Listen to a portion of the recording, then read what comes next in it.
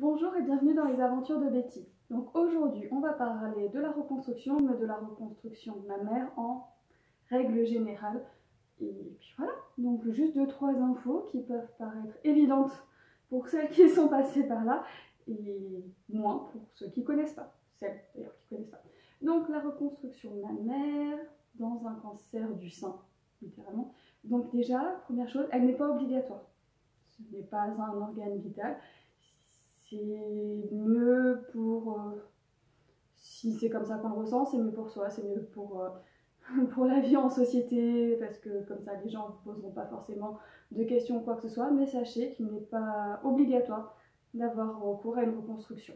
Voilà. Si vous êtes très bien avec, soit si vous avez juste une tumorectomie et que vous ne voyez pas trop la diff et que vous êtes bien, ou même si vous avez une mastectomie totale et qu'en fait la prothèse externe vous suffit et que vous n'avez pas envie du tout, pas envie maintenant, pas envie machin, vous n'êtes pas obligé. Voilà, première info. Deuxième info, ce n'est pas obligatoirement fait en même temps que la mastectomie. Voilà, donc pour mon cas, j'ai eu la mastectomie et je vais avoir la reconstruction plus tard. Mais même si on peut vous le faire en simultané, si vous n'en avez pas envie, ce n'est pas obligatoire de le faire en une seule et même opération. Si vous avez besoin de temps, si vous ne savez pas quelle méthode de reconstruction vous voulez, si pour vous, il vous faut un laps de temps pour vous faire à l'idée, vous avez le droit, vous avez le temps. Voilà, deuxième chose. Troisième chose, je fais les trois comme ça? Non, comme ça, on s'en fiche. Troisième chose, c'est souvent plus long que ce qu'on pense. Donc même si vous le faites par prothèse ou quoi que ce soit, souvent cela nécessite plusieurs opérations. Je m'explique. Et ben, on va vous refaire le sein qui vous manque, le compléter ou le refaire totalement. Une seule opération peut être suffisante, ce n'est pas toujours le cas. Bien souvent, il faut des petites retouches ou quoi que ce soit. Donc déjà, il y a ça. Est-ce qu'une seule opération suffit pour le sein malade en lui-même ou pas? Selon les méthodes de reconstruction que vous choisissez, il y a des méthodes plus ou moins longues, d'une première part. Et d'autre part, il est rare, il est même extrêmement rare que quand on vous a reconstruit votre sein, il ressemble à l'autre. Alors, on est d'accord, on n'est pas totalement symétrique, nos seins ne sont pas de jumeaux parfaits. Non, mais ils doivent au moins avoir l'air d'appartenir à la même fratrie. Voilà, d'en avoir un ici et un là, c'est bof moyen. Donc, en règle générale, vous allez avoir une deuxième opération qu'on appelle la symétrisation. Donc, c'est juste faire en sorte que vos deux seins se ressemblent.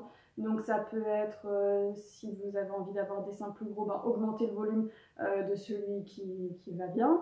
Ça peut être dans le sens inverse aussi, si vous avez choisi de faire mettre une prothèse ou de faire un lipofilling ou plein de choses, ou par le grand dorsal, et ben du coup le sein est en règle générale plus petit, vous pouvez décider de diminuer le volume de l'autre. Il peut y avoir le lifting aussi, parce qu'en règle générale quand on vous reconstruit un sein, en fait, si on reconstruit un sein qui tient, donc si comme moi vous en avez un là et un là, voilà, donc il y a la symétrisation, donc minimum, comptez 2 opérations qui ne sont pas faites en même temps, qui sont faites de façon dissociée.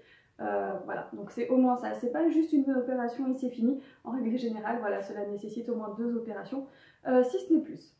Je ne sais plus, j'en étais 3. Quatrième chose, vous avez le choix de la reconstruction, c'est-à-dire que même si vous partez au départ sur un moyen de reconstruction, si au final le résultat ne vous plaît pas, si ça ne correspond pas à vos attentes, si vous avez envie de faire autre chose, vous avez le droit, votre corps, votre choix, cela vous appartient. Voilà, qu'est-ce que je peux vous dire d'autre? Donc j'ai dit que c'était plus long, qu'on avait le choix, qu'il y avait souvent plus d'une opération. Ah oui, on a de la chance en France, l'opération est entièrement remboursée, est entièrement prise en charge par les sécu, tout le temps que votre chirurgien et votre anesthésiste ne font pas de dépassement d'honoraires, tout le temps que vous ne choisissez pas la chambre particulière avec vue sur je ne sais quoi ou quoi que ce soit. L'opération de base, quelle que soit l'opération de base en France, est remboursée par la sécurité sociale. Et ça fait plaisir, parce que ça peut être aussi l'un des motifs qui fait qu'on se fait reconstruire ou pas, c'est est-ce qu'on a l'argent à mettre là-dedans ou pas. Donc voilà, donc ça c'est plutôt chouette. L'opération de symétrisation est prise en charge aussi. Voilà, il faut savoir aussi que faire en sorte que les deux seins se ressemblent, c'est remboursé également. Donc ça c'est plutôt chouette. Quand je dis remboursé, c'est tout le temps si le chirurgien ne prend pas de dépassement d'honoraires. Après, c'est à vous de choisir avec quel chirurgien vous faites opérer. D'ailleurs, vous avez le choix du chirurgien, hein, j'en ai déjà parlé dans une vidéo, mais c'est important. Qu'est-ce que je voulais vous dire d'autre? J'ai un trou de mémoire, c'est horrible. C'est ça, de ne pas avoir de script et de ne pas vouloir faire de montage de vidéo. suis morte de rire toute seule, mais c'est pas bien grave. Donc voilà, c'est pas obligatoire. Sachez aussi que selon les traitements que vous allez avoir, et ben parfois il faudra attendre un certain temps ou pas. Par exemple, si vous avez de la radiothérapie, la radiothérapie fixe un peu les tissus. En règle générale, on ne vous opère pas avant 2 mois qui suivent.